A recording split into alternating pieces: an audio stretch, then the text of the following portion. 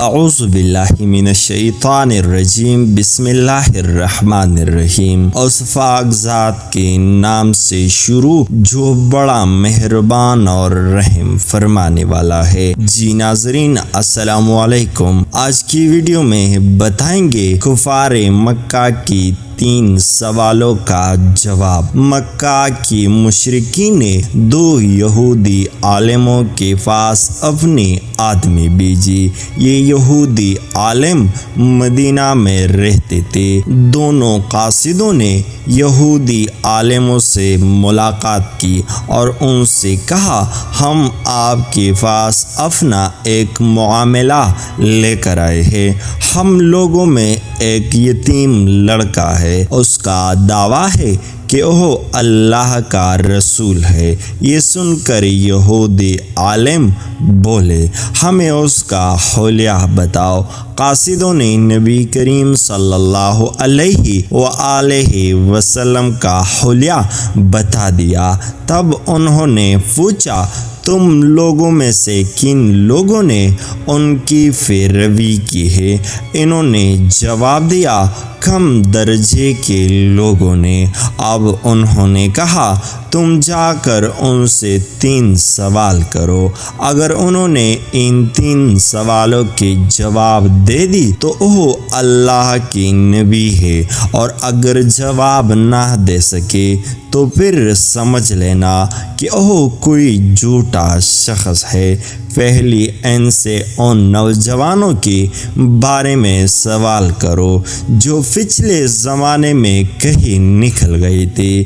انہی اصحاب کہف کے بارے میں پوچھو کہ ان کا کیا واقعہ تھا، اس لیے کہ ان کا واقعہ نہایت ہی عجیب و غریب ہے۔ ہماری پرانی کتابوں کے علاوہ اس واقعے کا ذکر کہیں نہیں ملے گا۔ اگر وہ نبی ہے تو اللہ کی طرف سے خبر پا کر ان کے بارے میں بتا دے گی، ورنہ نہیں بتا سکے گی۔ پھر ان سے یہ پوچھنا کہ سکندر ذوالقرنین کون تھا، اس کا کیا قصہ ہے۔ پھر ان سے روح کے بارے میں پوچھنا کہ وہ کیا چیز ہے۔ اگر انہوں نے پہلے دونوں سوالوں کا جواب دے دیا اور ان کا واقعہ بتا دیا اور تیسرے سوال یعنی روح کے بارے میں بتا دیا تو تم لوگ سمجھ لینا کہ وہ سچی نبی ہے۔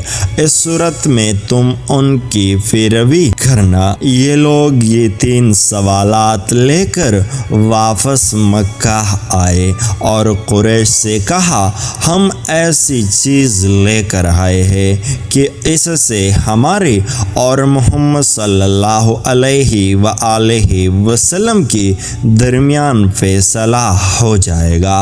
اسی کے بعد انہوں نے ان سب کو تفصیل سنائی۔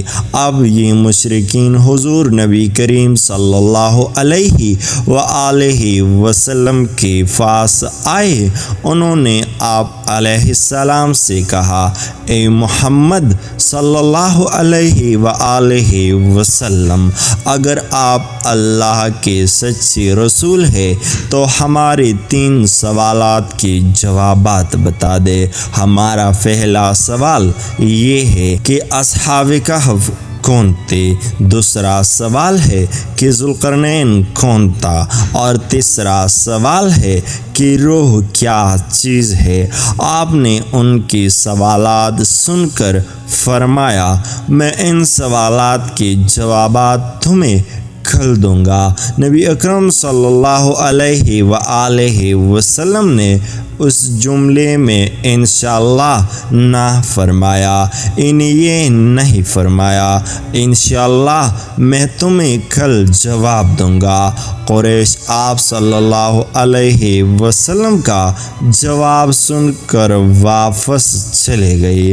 حضور صلی اللہ علیہ وآلہ وسلم وحی کا انتظار انتظار کرنے لگے لیکن وہی نہ آئے۔ دوسرے دن وہ لوگ آ گئے، آپ علیہ السلام انہیں کوئی جواب نہیں دے سکے۔ وہ لوگ لگے باتیں کرنے، انہوں نے یہ تک کہہ دیا محمد صلی اللہ علیہ وآلہ وسلم کے رب نے انہیں چھوڑ دیا۔ انہی لوگوں میں ابو لہب کی بیوی ام جمیل بھی تھی، اس نے بھی یہ الفاظ کہی، میں دیکھتی ہوں کہ تمہارا مالک نے تمہیں چھوڑ دیا ہے اور تم سے ناراض ہو گیا ہے۔ نبی اکرم صلی اللہ علیہ وآلہ وسلم کو قریش کی یہ باتیں بہت شاق گزری۔ آپ علیہ السلام بہت پریشان اور غمگین ہو گئی۔ آخر جبریل علیہ السلام سورہ کہف لے کر نازل ہوئی۔ اللہ کی طرف سے آپ کو ہدایت کی گئی اور آپ علیہ السلام کسی کام کی نسبت سے یوں نہ کہہ کیجیے کہ اس کو کل کر دوں گا، مگر اللہ کے چاہنے کو ملا لیاج کیجیے، یعنی انشاءاللہ کہا کیجیے۔ آپ بھول جائے تو اپنے رب کا ذکر کیا کیجیے اور آپ کہہ دیجیے کہ مجھے امید ہے میرا رب مجھے نبوت کی دلیل بننے کے اعتبار سے اس سے بھی نزدیک تر بات بتا دے گا۔ مطلب یہ تھا کہ جب آپ یہ کہے کہ آئندہ فلاح وقت پر میں یہ کام کروں گا تو اسی کے ساتھ انشاءاللہ ضرور کہا کرے۔ اگر آپ اس وقت اپنی بات کے ساتھ انشاءاللہ ملانا بھول جائے اور بعد میں یاد آ جائے تو اس وقت انشاءاللہ کہہ دیجیے، اس لیے کہ بھول جانے کے بعد یاد آنے پر وہ انشاءاللہ کہہ دینا بھی ایسا ہے جیسی گفتگو کے ساتھ کہہ دینا ہوتا ہے۔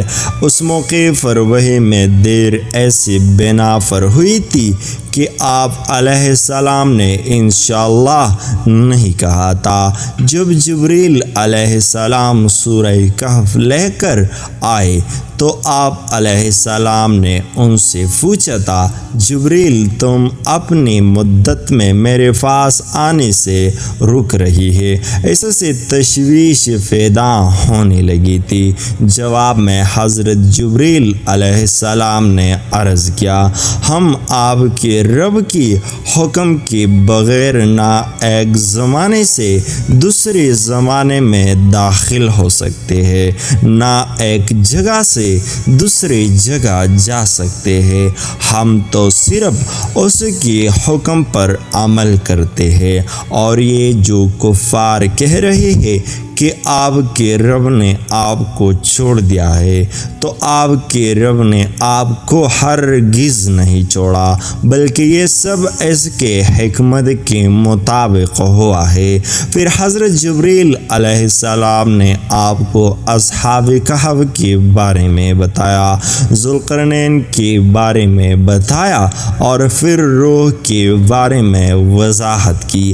اصحاب کہف کی تفسیر ابن کثیر کے مطابق یوں ہے، وہ چند نوجوان تھے، دین حق کی طرف مائل ہو گئی تھی اور راہ ہدایت پر آ گئے تھے۔ یہ نوجوان پرہیزگار تھے، اپنے رب کو معبود مانتے تھے، انہیں توحید کی قائل تھے، ایمان میں روز بروز بڑھ رہے تھے، اور یہ لوگ حضرت عیسیٰ علیہ السلام کی دین پر تھے۔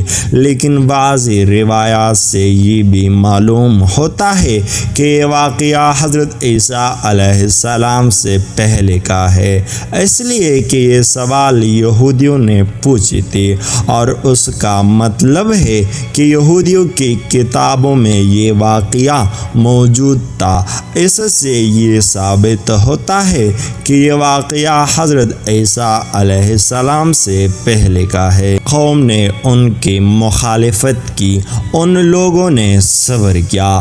اس زمانے کے بادشاہ کا نام دقیانوس دقیانوس تھا، وہ مشرک تھا، اس نے سب کو شرک پر لگا رکھا تھا، بھی بہت ظالم بت پرستی کرتا تھا۔ وہاں سالانہ میلہ لگتا تھا، یہ نوجوان اپنے ماں باپ کے ساتھ اس میلے میں گئے، وہاں انہوں نے بت پرستی ہوتے دیکھا، یہ وہاں سے بیزار ہو کر نکل آئے اور سب ایک درخت کے نیچے جمع ہو گئے۔ اس سے پہلے یہ لوگ الگ الگ تھے، ایک دوسرے کو جانتے نہیں تھے۔ آپس میں بات چیت شروع ہوئی تو معلوم ہوا یہ سب بت پرستی سے بیزار ہو کر میلے سے چلے آئے ہیں۔ اب یہ آپس میں گل مل گئی، انہوں نے اللہ کی عبادت کے لیے ایک جگہ مقرر کر لی۔ رفتہ رفتہ مشرک قوم کی ان کے بارے میں پتہ چل گیا، وہ انہیں پکڑ کر بادشاہ کے پاس لے گئے۔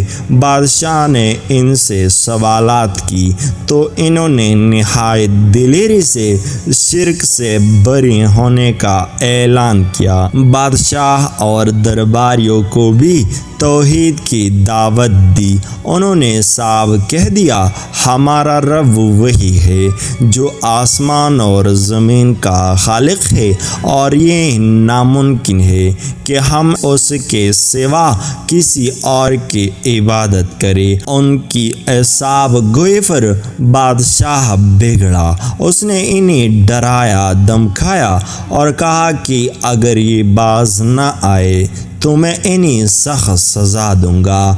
بادشاہ کا حکم سن کر ان میں کوئی کمزوری پیدا نہ ہوئی، ان کی دل اور مضبوط ہو گئے، لیکن ساتھ ہی انہوں نے محسوس کر لیا یہاں رہ کر وہ اپنی دینداری پر قائم نہیں رہ سکے گی، اس لیے انہوں نے سب کو چھوڑ کر وہاں سے نکلنے کا ارادہ کر لیا۔ جب یہ لوگ اپنے دین کو بچانے کے لیے قربانی دینے پر تیار ہو گئے تو ان پر اللہ تعالیٰ کی رحمت نازل ہوئی، ان سے فرما دیا گیا، جاؤ تم کسی غار میں پناہ حاصل کرو، تم پر تمہارے رب کی رحمت ہوگی اور وہ تمہارے کام میں آسانی اور راحت مہیا فرما دے گا۔